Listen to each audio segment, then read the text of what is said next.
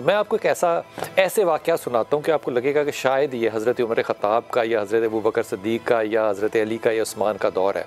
एक जज या 2014 में, यानी कि 2014 के अंदर, नाम नहीं लेता वरना आपको ये वाक़या जो है वो पता चल जाएगा कि मैं ऐसी जो मिसाल दे रहा हूँ ये बिल्कुल गलत है, क्योंकि 14-20 है।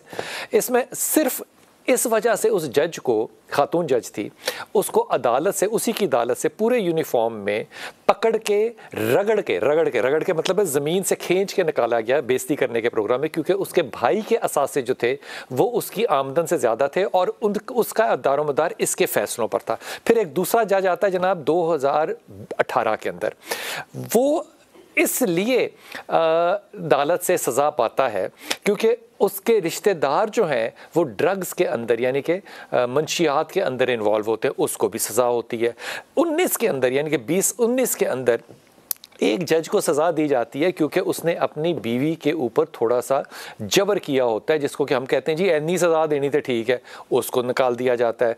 फिर 2019 में एक और जज है जो कि सिर्फ इस मामले में कि उसको प्रोसीजर पूरा करना चाहिए था, उसने नहीं किया, उसको निकाल दिया जाता है और ये ज़िल्लत से निकाला जाता है अदालत में सज़ा दे के। फिर एक जज साहब जो हैं उसको सुप्रीम कोर्ट का जज है, सुप्रीम कोर्ट का जज है, वो हाईएस्ट लेवल का जज है, उसने और उसके यहाँ उस वक्त में पीने पे पाबंदी नहीं थी, उसने थोड़ी सी लिमिट से ज़्यादा पी हुई थी और वो ड्राइव कर रहा था। एक सिपाही ने पकड़ लिया उसको, उन्होंने कहा जनाब जज साहब तुसी फारग हो। अब दूसरी तरफ ये मैं जो सारे वाक़यात बता रहा हूँ ये आखिरी ऑस्ट्रेलिया का था और पहले सारे जो थे ये अमेरिका के थे।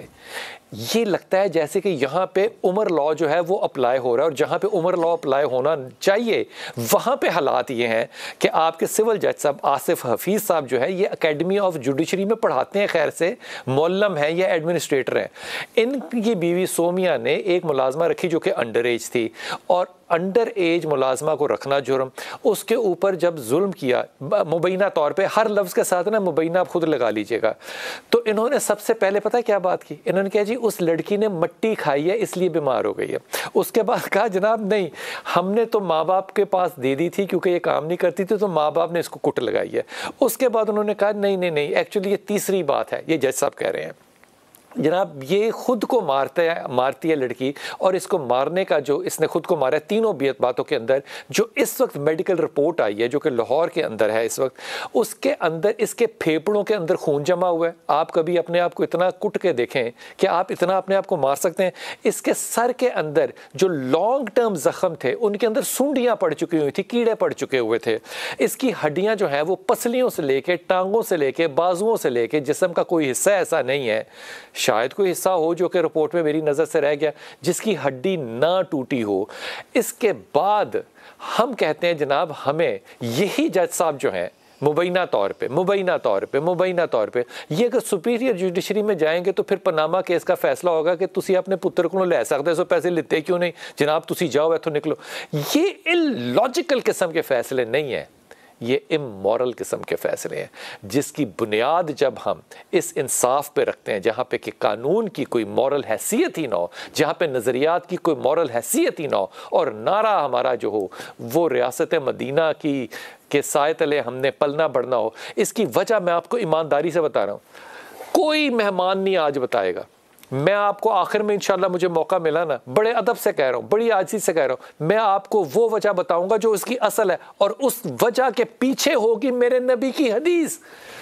हम इतने बाबहरा क्यों हैं इन सारे मामलात से कि एक मुल्क जो कि इस्लाम के नाम पे बना, जहाँ पे कि लब्बैक या रसूलल्लाह पे हम जाने कुर्बान करने को तैयार हैं, वहाँ एक 13 साल की बच्ची को आप इंसाफ नहीं दे सकते, फिर आप हुकूमत कैसे चला सकते हैं। मेरे इंतहाई मोहतरम मेहमान होंगे और बड़े अहम मेहमान हैं, फैसल कामरान है जो DPO सरगोदा है, बहुत शुक्रिया आपका।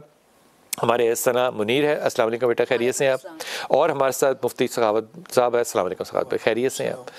और हमारे साथ जनाब रिपोर्टर होंगे सरगोदा से नदीम खान, उसके बाद दानियाल उमर होंगे जो कि हमारी ये बीट लाहौर से करते हैं, और मंगा खान जो कि वालिद हैं मुतासरा बच्ची के, वो भी इंशाल्लाह साथ होंगे। लेकिन सबसे पहले बात शुरू करते हैं जनाब हम नदीम खान से। नदीम थोड़ा सा इसका पेश मंज़र और पस मंज़र इंतहाई मुख्तसर करके बताइएगा।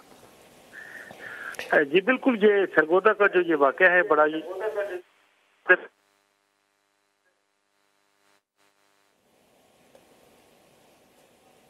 आपकी आवाज़ चली गई है जी। जब गया तो बजाय उस बच्ची का इलाज करवाने के उसकी वालदा को लारी अड्डे के ऊपर बच्ची उसके हवाले कर दी गई, वालिदैन के हवाले कर दी गई। तो वो जब उसको सरगोदा में या इस्लामाबाद में? इस्लामाबाद में उसको हवाले किया गया। वहां बुलाया गया फोन करके उसकी वालदा को कि आपकी बच्ची की तबीयत खराब है, इसको ले जाए आके। बजाय उसको घर लाने के या मिलने के या मिलाने के, लारी अड्डे पर उसको देख के उसके हवाले करके और वहां से वो चले गए। और ये बेचारे लेकर सरगोदा में आकर यहाँ डीएचक्यू अस्पताल में इसको दाखिल करवाएगा। तो हालत इसकी बहुत ज्यादा गैर थी।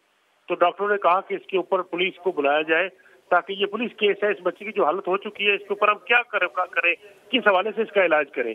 क्योंकि उसके वो आपने जो पहले जिक्र किया कि उसके वो कीड़े पड़ चुके थे सारे उसके जख्मों में और बिल्कुल वो लागर हो चुकी थी। और इसमें डीपीओ सरगोदा जो है फैसल कामरान का बड़ा किरदार है। इन्होंने बड़ा उस वक्त शोर मचाया और इन्होंने फौरी तौर पर पुलिस नफरी को भेजा। वहां पे अस्पताल में तमाम जो थे उनके बयान कलमबंद किए और जो बंदा इस बच्ची को उस जज के घर लेके गया था मुख्तार, उसको हिरासत में लिया, उसको काबू में किया और डॉक्टरों के ऊपर प्रेशर डाला कि फौरी तौर पर बच्ची का जितना हो सकता है नहीं, उसको मुख्तार को क्यों किया? मुख्तार क्या कसूर है? वो तो रिसोर्स पर्सन है, जज साहब को नहीं पकड़ा अभी तक है। नहीं सर, मुख्तार ग्रंटर है। मुख्तार क्योंकि उसको लेके गया था उसके घर जज। ये तो जानते नहीं, ये तो गरीब लोग बच्ची को काम करवाना है। उसने कहा जी हमें चाहिए। नदीम, मुझे ये बताइए कि क्या जज साहब या उनकी अहलिया अभी तक हिरासत में आई है?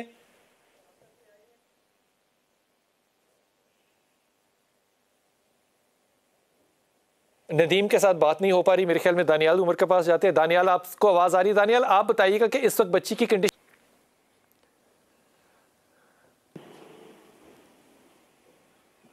दानियाल, आपको आवाज आ रही है?